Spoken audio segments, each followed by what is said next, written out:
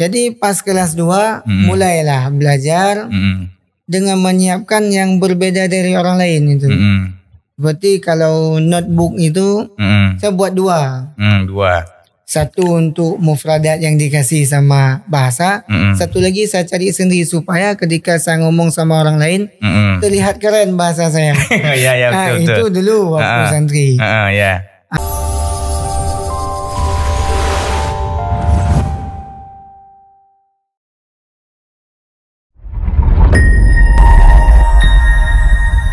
Assalamualaikum warahmatullahi wabarakatuh. Kembali bersama kami di Almanar Podcast. Sebuah tayangan yang berisi tentang dunia santri dan dunia pesantren, khususnya tentang pesantren modern Almanar. Alhamdulillah pada malam ini saya senang sekali kedatangan sahabat lama saya, Sohib Marhalah ya. Beliau datang dari jauh, dari kota santri juga, dari Birun. Beliau ini dulu juga sama-sama di Almanar, ya, sama-sama berjuang mujahidin juga ini. Tapi karena berkeluarga, jadi beliau harus hijrah lagi ke kampung halaman, membangun negeri kampung halamannya tercinta. Ahlan wa sahlan Ustadz Mulyadi. Ahlan bik. Masya Allah, namanya Ustadz Mulyadi M. Nur ya. Jadi malam ini karena beliau malam datang Ustadz ya? Ya, semalam. Semalam dari Birun. Kebetulan beliau hari ini yudisium S2-nya. Ya, makanya tadi saya hubungi langsung Sakmul. Malam ini kita harus podcast. Jadi nggak boleh menolak. Karena ini kesempatan yang langka. Karena beliau datang dari jauh ya kan. Karena memang beliau sekarang sudah mengabdi di pesantren Misbahul Ulum, Ustaz ya? Ya, Misbahul Ulum. Misbahul Ulum di Paluh, Ustaz ya? Ya, Paluh. Di Paluh, Lok Semawe ya. Gimana kabarnya Sakmul? Alhamdulillah untuk sementara kabarnya baik. Baik. Alhamdulillah. Jadi agenda hari ini yudisium. Agenda hari ini yudisium sekaligus silaturahmi ke pesantren. Silaturahmi ke pesantren. Agak dekat lagi Sakmul. Ya, biar kedengar suara kita kan. Iya. Jadi yudisium tapi nanti ada wisuda kan? Ada wisuda. Cuma ada online, ada offline. Ada online, ada offline ya. Tadi berapa orang Sakmul yang di yudisium kira-kira? Yang yudisium sekitar 136 orang. 136 orang ya. Sakmul sendiri ambil jurusan apa? Konsentrasi ya? Pendidikan bahasa Arab. Pendidikan bahasa Arab. Jadi Sakmul ini alhamdulillah sudah selesai S2-nya ya. Tinggal saja yang belum nih, insyaallah lah. Kita lihatlah. Jadi Sakmul nih dulu juga santri di sini, kami sama-sama tahun 2004 ya. Boleh diceritakan sedikit Sakmul dari kenapa memilih Almanar dulu? Ini dari Birun karena dulu promosi Almanar kan belum terlalu belum ada Instagram, tapi santrinya sudah ada dari Birun, dari Aceh Timur, bahkan dari Aceh Selatan termasuk saya sendiri. Walaupun belum ada promosi, tapi alhamdulillah santrinya sudah ada perwakilan lah dari seluruh Aceh. Jadi Sakmul sendiri dulu masuk Almanar tuh dari mana infonya yang antum dapatkan gitu? Awalnya masuk Almanar itu dapat brosur yang dulu masih brosur jelek sekali. Brosur. Okay. Brosur dengan gambar silat. Gambar silat, iya. Dan ada asrama di situ. Jadi karena dulu di kampung asrama itu nggak paham kayak mana. Iya. Nah itu dibawa oleh temannya Ustaz Syarifuddin. Ustaz Syafi'i itu. Ustaz Syafi'i, oke. Jadi dinampakkan untuk testing ke Banda Aceh. Jadi orang kalau dari kampung itu pergi ke Banda Aceh kan. Iya betul. Wah kayak gitu. Dengan tujuan bisa ke Masjid Raya. Ke Banda. Ya ke Banda bisa ke Masjid Raya. Karena iseng daftarlah ke Almanar. Daftar ke Almanar sambilan main-main di Masjid Raya dan bisa naik menara Masjid Raya. Oh ya, waktu itu masih ini ya, masih dibolehkan ini ya. Masih dibolehkan, masih aktif. Ya. Daftar ke Almanar rupanya lulus. Karena sudah lulus nggak boleh balik kampung, tetap harus menetap di Almanar. Itu berarti cuma satu pilihannya, cuma di Almanar jadi tesnya. Ya, cuma di Almanar aja. Di Karena Almanar. kalau di kampung itu nggak perlu tes, daftar langsung masuk. Berarti waktu itu memang kemauan sendiri, Sakmul? Memang kemauan sendiri. Nggak ada dipaksa orang tua? Sebenarnya bukan kemauan ke pesantren.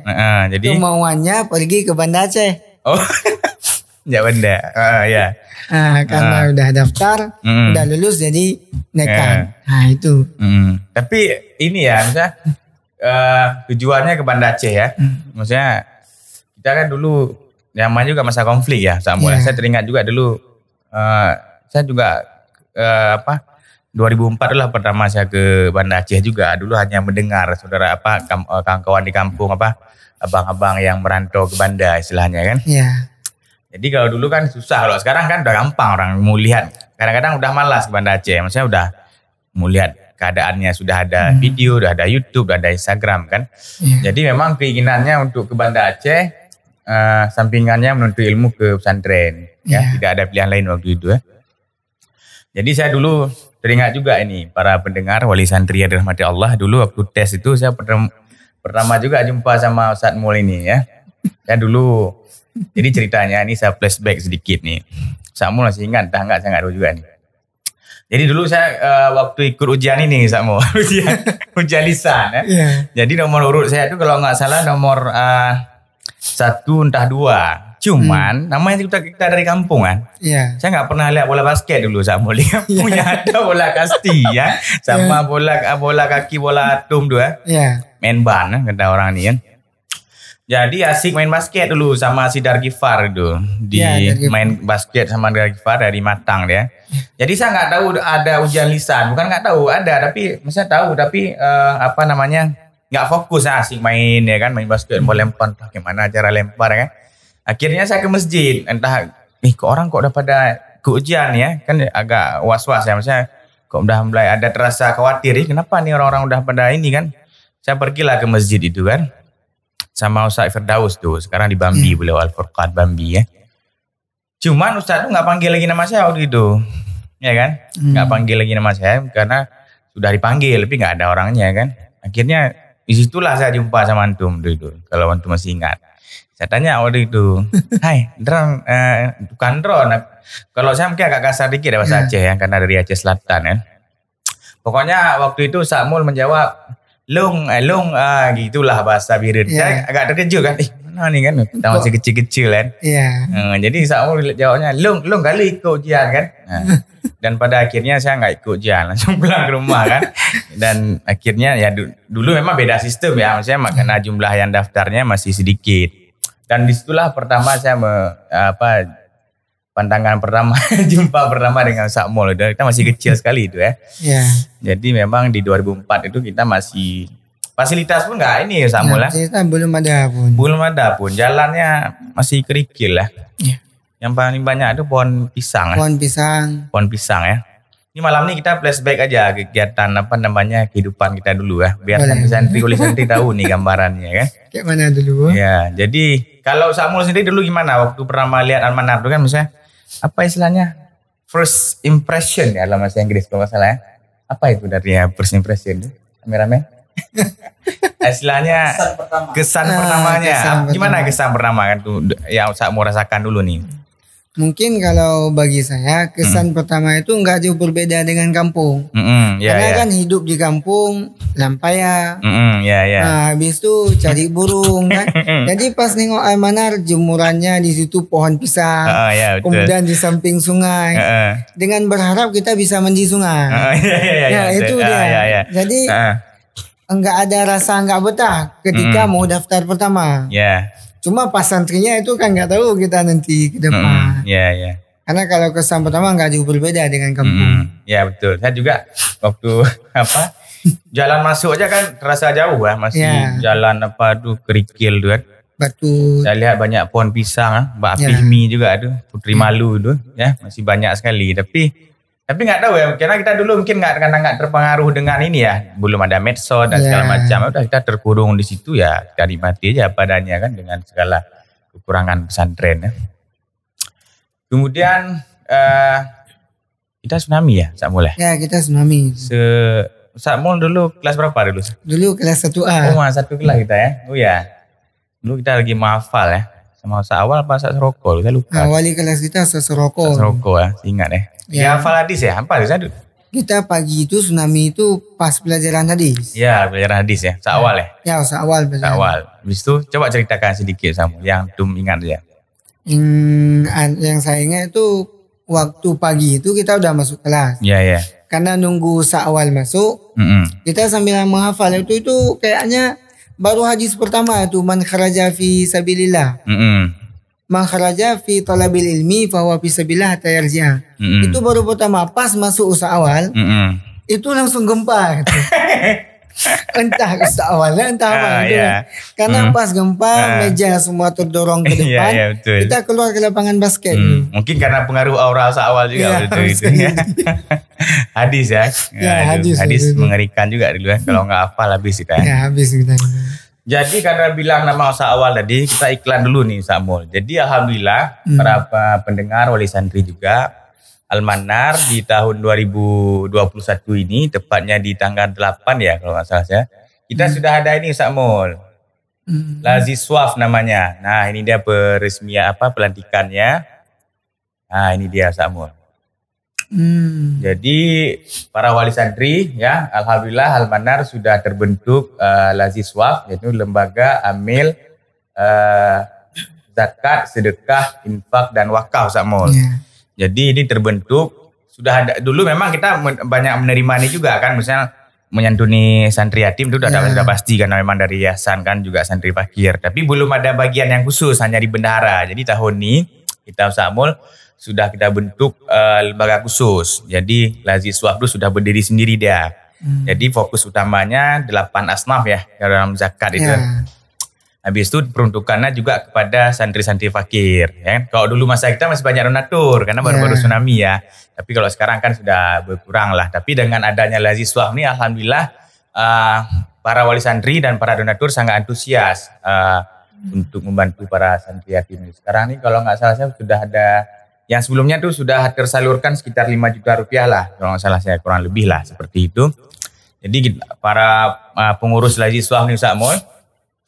Jadi survei dulu dia. Misalnya kan dari santri-santri yang menunggak SPP dari laporan bendahara. Jadi dapat laporan dari bendahara, ini anak-anak yang menunggak, coba cross check kenapa. Kan kita nggak tahu masalahnya. Apalagi kalau santri kadang dia nggak mau curhat, dia nggak mau ini. Tapi kadang-kadang ada masalah yang dia hadapi dan kita cross check dan kita survei ke rumah-rumah. Dan alhamdulillah kemarin sudah adalah nama-nama yang dibantu kan, yang akan dibantu oleh Laziswaf. Jadi inilah Ustaz Mul, ini Ustaz Awal. Ini wali kelas kita Ustaz Mul kan. Ya, wali kelas beliau sekarang jadi kepala Laziswaf. Kebetulan beliau juga backgroundnya di bidang ini ya, karena beliau juga dah 2 tahun, dah 3 tahun kerja di Baitul Mal Banda Aceh. Jadi cocok sekali dengan dengan spesifikasi yang beliau ini kan. Ini beliau ni wali kelas kita ni Ustaz Mul ni. Alhamdulillah Ustaz Mul ya. Jadi para pendengar wali santri yang ingin, kalau ada rezeki lebih, kalau ingin menyumbang nanti akan kami cantumkan nomor rekeningnya. Ya, bisa ditransfer seikhlasnya lah. InsyaAllah bermanfaat dunia akhirat menjadi amal kita Ustaz Mul dan para pendengar dan sekalian. Oke Ustaz Mul, ini iklan dulu sekilas ya. Jadi podcastnya ada iklan juga dia. Oke Ustaz Mul, kita lanjut lagi cerita kita Ustaz Mul. Jadi 2004 ya, 2004 itu tsunami 26 Desember ya. Pagi itu kita kumpul di lapangan ya. Saya teringat sekali dulu. Lapangan basket. Lapangan basket itu, dan kita belum tahu kalau nggak salah istilah tsunami itu. Belum populer kan tsunami itu di Jepang ya kalau nggak salah yang sering terjadi ya. Jadi habis itu kita kemana itu? Lari kemana waktu itu sama? Habis itu kita lari ke Cotcut. Cotcut ya. Tapi waktu itu Ustaz Muladi sendiri setelah berkumpul di Cotcut ya, di SD itu kan pulang tuh sebagiannya, ada yang pulang, ada yang menetap pesantren. Kamu termasuk yang pulang? Enggak, ini menetap di sekolah itu. Menetap di sini di pesantren ya? Ya, menetap di pesantren. Berapa lama itu? Itu sekitar 4 hari entah 5 hari. 4 hari ya, besok dijemput. Dan dalam 4 hari itu kita sempat kehabisan stok beras itu. Oh iya betul. Kehabisan stok beras itu.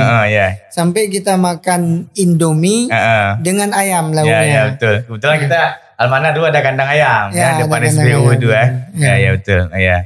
Tapi kenyang enggak kita dengan ayam terus ya? Ya kenyang. Tapi sedih juga kita maksudnya dengan keadaan yang genting kemudian ya. apa istilahnya, mencekam istilahnya. Mencekam. Tapi kita listrik pun nggak ada dah. Saya teringat kita tidur di tenda kalau nggak salah saya itu. Ya, awal-awal itu. Ya itulah. Masjid pun hancur ya. Pokoknya kalau ingat tsunami itu, aduh. Ya, pengalaman tsunami. Pengalaman ya. Banyak juga yang syahid. Bahkan ada kawan kita yang syahid Ustaz Mul ya. Si almarhum Wahyu ya. Dia pulang ya. Pulang sakit lah di Lingki dia. Nah Ustaz Mul, jadi namanya pesantren itu kan dinamika kehidupan tuh banyak di dalamnya. Nama juga miniatur kehidupan kan. Khususnya terhadap menjalani disiplin nih Ustaz Mul. Saya tanyakan terus nih kepada alumni juga nih. Bagaimana cara Ustaz Mul dulu menghadapi disiplin yang ketat, kemudian mengatur waktu di pesantren untuk belajar, untuk beraktivitas dan segala macam. Coba ceritakan sekilas biar anak-anak tahu nanti gimana ceritanya. Mungkin kalau waktu masih sanawiyah, itu pertama kali masih amburadul. Masih amburadul. Apalagi kelas 1 itu ingat sekali waktu pertama kali ngambil rapor, peringkat 28 dari 30 santri. 30 santri, 28. Oke ya. Nah, 28 dari 30 santri. Cuma jadi yang membuat saya nggak jatuh semangat itu, pas saya nengok nilai saya ternyata dengan anak B itu peringkat 1 anak B, saya peringkat 28 di anak A. Ya betul. Jadi pas kemudian dapat sempat nangis juga itu. Kok bisa, padahal kalau di min di kampung itu peringkat 3, peringkat 2. Iya betul. Pas sampai ke sini ternyata saingannya lebih ketat ya. Karena pesantren. Jadi pas kelas 2 mulailah belajar dengan menyiapkan yang berbeda dari orang lain itu. Berarti kalau notebook itu saya buat 2. 2. Satu untuk mufradat yang dikasih sama bahasa. Satu lagi saya cari sendiri supaya ketika saya ngomong sama orang lain terlihat keren bahasa saya. Betul. Itu dulu waktu santri. Sampai kelas 3 sanawiyah seperti itu. Pas kelas aliyah, itu saya membuat diri saya itu harus jadi contoh. Berarti itu yang pertama. Pikirannya sudah mulai dewasa ya, sudah mulai ini. Terus? Yang pertama, karena kan kita disiplin di pesantren itu wajib masukkan baju ke dalam. Betul. Dan waktu itu caranya supaya nggak masukkan baju ke dalam, pakai baju kuku. Pakai baju kuku, boleh keluarin. Supaya nampak dewasa, pas aliyah beli sajadah yang besar, pakai baju kuku dan bangun lebih cepat dari anggota. Berarti memberi uswatun hasanah kepada yang lain. Itu di kelas 2 tadi sudah mulai terpikir. Kelas 2 apa kelas 1 mulai? Itu kalau itu terpikirnya waktu aliyah. Waktu aliyah, kelas 1 aliyah udah mulai terpikir. Kelas 1 aliyah. Kalau waktu sanawiyah itu untuk membagi waktu kan kita dikekang itu. Supaya kelas 4-nya bagus. Ya betul. Jadi kalau cuci baju kan sendiri, nggak ada istilah dulu laundry. Nggak ada laundry dulu kita ya. Betul. Jadi saya cuci baju itu biasanya saya rendam malam. Paginya saya cuci. Atau siang. Kadang saya nggak, emang jarang olahraga mungkin. Jadi cuci baju waktu sore mungkin. Kadang malam juga untuk besok pagi. Itu kan ada istilah kita, habis kita cuci kita pukul-pukul di dinding biar cepat kering. Betul. Itu. Jadi banyak trik dulu untuk mengeringkan baju. Jadi berarti di aliyah itu sudah mulai berpikir lah untuk istilahnya, namanya juga aliyah ya, lebih tinggi lah, harus berbeda. Jadi memang jadi bagi santri-santri yang lain juga yang mungkin sedang menjalaninya ya, jadi harus mulai berpikir dewasa. Karena di aliyah itu sudah bukannya level ini lagi, kita main-main lagi lah istilahnya, sudah mulai menerancang masa depan, ya kan Samul kan. Itu sampai kelas, bukan di aliyah sudah mulai berpikir begitulah. Samul dulu bagian apa dulu waktu ospanya, organisasi santrinya? Waktu OSPA pertama kali diangkat jadi bagian dapur. Bagian dapur, jadi makan terus nih. Ya, bagian dapur memang asik dia di bagian dapur. Karena kita kan bagi lauk.